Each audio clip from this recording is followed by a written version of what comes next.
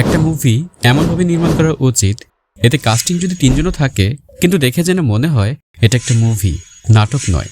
তাহলে art film হিসেবে সাবা কি মানসম্মত একটি মুভি?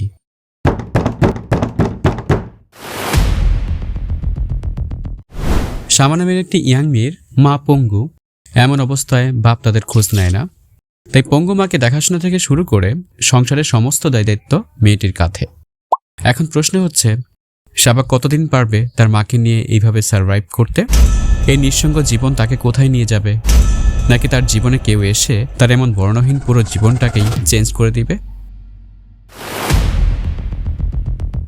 পুরো মুভিটি তিনটি ক্যারেক্টারের উপর বেস করে গড়ে উঠেছে: শাবা, শিরিন, অঙ্কুর।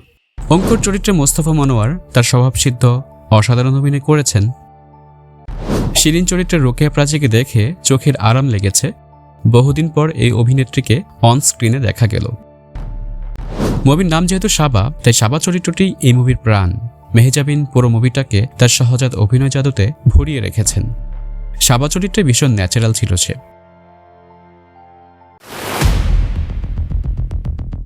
আর্ট ফিল্ম হিসেবে শাবা কতটুকু সার্থক? আসলে শাবা মুভিটি হচ্ছে একটি চরিত্রের মধ্য দিয়ে আরেক চরিত্রে প্রবেশ করার একটি প্রক্রিয়া মাত্র, এবং এই প্রক্রিয়াটা খুব সহজ স্বাভাবিকভাবে দেখানো হয়েছে, যেখানে যতটা না নাটকীয়তা তার চেয়ে বরং বাস্তব লাইফটাকে বেশি করে দেখানো হয়েছে। এতে করে মুভির কাস্টিং কম মনে হলেও মুভির প্রেক্ষাপটের সাথে খুব ভালোভাবে মানিয়ে গেছে। আর মুভিটার শেষটাতে কোনো ভাবনার প্রতিফলন দেখানো হয়নি, বরং খুব স্বাভাবিকভাবে শেষ করে দেওয়া হয়েছে। এজন্য এই ন্যাচারাল এন্ডিংটাই আমার কাছে দুর্দান্ত লেগেছে। তাই শাবা আর্ট ফিল্ম হিসেবে বেশ ভালোভাবেই উতরে গেছে। শাবা মুভিটি অবশ্যই একটি চমৎকার মিনিংফুল মুভি।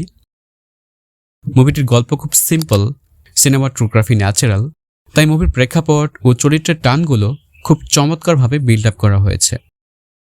তবে এই মুভি সবার জন্য নয়।